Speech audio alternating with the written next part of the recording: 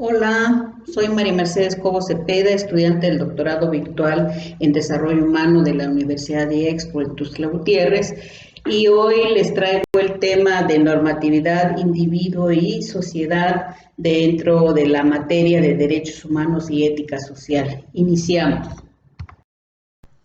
Hablaremos sobre el carácter social y las estructuras sociales.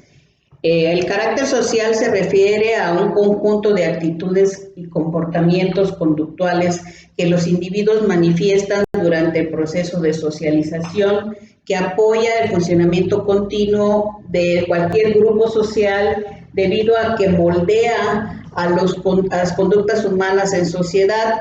La integración social es un proceso de origen emocional que debido a que el individuo teme al aislamiento o al rechazo social, lo manifiesta. Esta integración le permite adquirir una personalidad social, formando lazos sólidos, como son el sentimiento de pertenencia, de unidad, de continuidad, de solidaridad y de intereses en común. La conducta social se establece mediante relaciones sociales de carácter recíproco e interpersonal que darán como resultado a los roles o papeles que el individuo adquiere desde que nace hasta su muerte, además de que estos roles van enfocados directamente hacia terceras personas. Estos roles también tienen la facultad de crear instituciones al objetivarse, así como de formar la estructura social que se basa en una normatividad vigente. Entendemos por estructura social al conjunto de individuos que comparten una cultura y conviven de acuerdo a normas en común. Dentro de la estructura social encontramos una clasificación: la estructura política, que está formada por instituciones donde se ejerce el poder y la autoridad en el orden social. La estructura económica, constituida por establecimientos que organizan el trabajo y los recursos y algunos aspectos técnicos enfocados directamente hacia la producción y la distribución de los bienes y servicios de esa comunidad. La estructura militar, que está representada por instituciones que se ocupan de vigilar la aplicación de la violencia legítima. La estructura familiar, que está formada por instituciones que promueven la procreación de la especie y la educación de los descendientes. La estructura religiosa, que también está representada por instituciones que se dedican al culto de Dios o de dioses de una manera colectiva. La pluralidad de las diversas estructuras sociales hace que se pueda tener una gran multiplicidad de instituciones, así como de roles individuales y colectivos que permiten tomar diferentes tipos de decisiones. Esto genera que se produzca una dinámica social que está basada en conflictos entre la estática y la dinámica de todas las estructuras sociales que van a ejercer control sobre los individuos para poderlos integrar a ciertas estructuras que son dominantes. Los conflictos se presentan entre el proceso de adaptación y la desviación social, dentro de los cuales encontramos algunas tendencias generales, como por ejemplo la tendencia a la conformidad desviación, que esta es debido a los valores culturales que pueden tener un diferente significado. La tendencia de desviación, control social, que se genera en el proceso de socialización. Las tendencias estructurales hacia la desviación, donde la desviación no es al azar, sino va enfocada hacia una manera positiva. La tendencia a desviaciones por oportunidades objetivas que se originan dentro de un sistema social.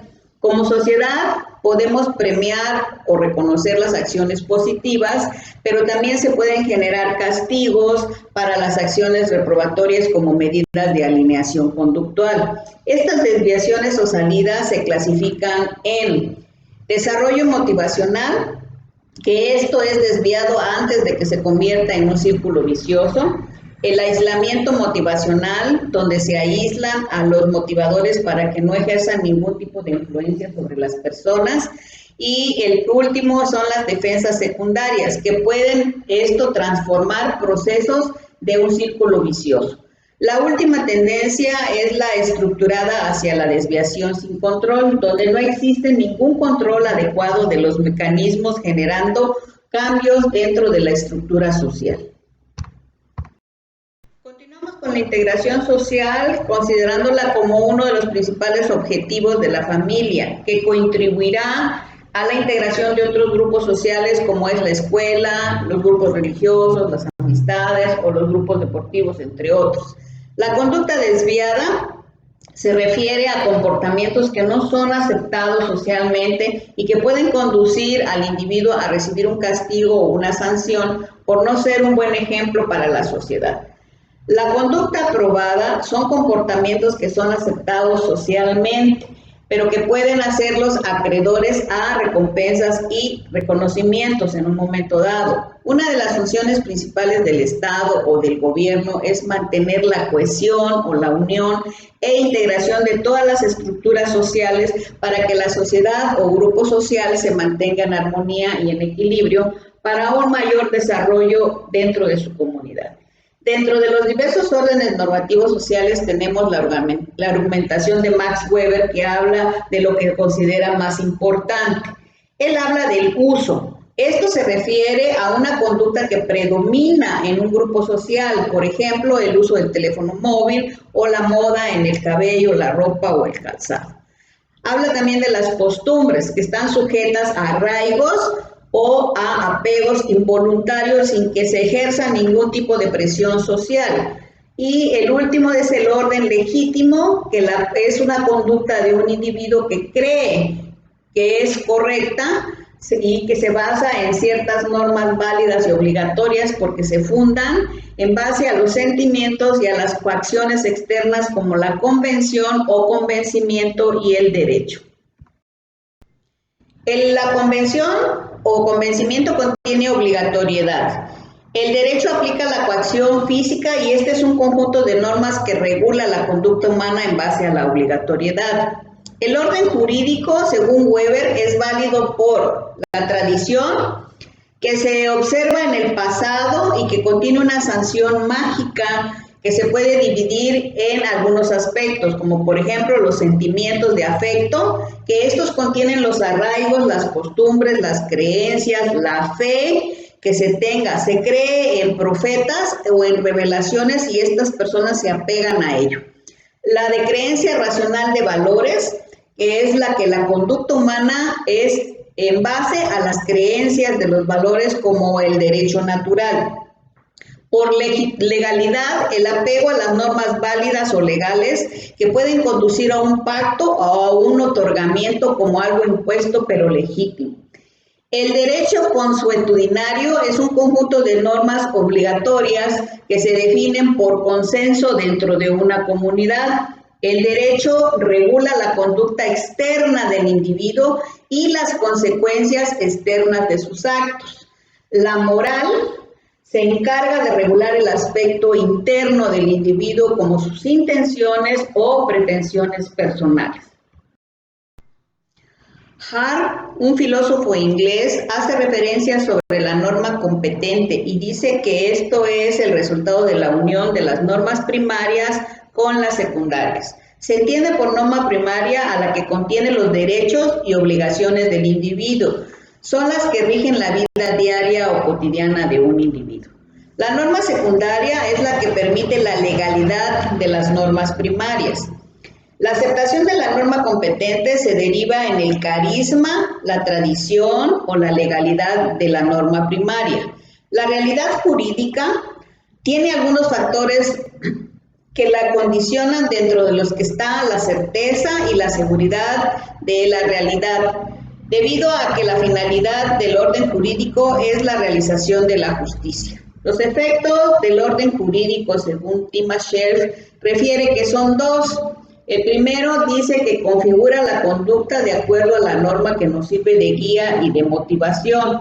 Y el segundo habla de la certeza y la seguridad de las conductas ajenas a la norma, donde suponemos o esperamos que los demás actúen en base a esa normatividad.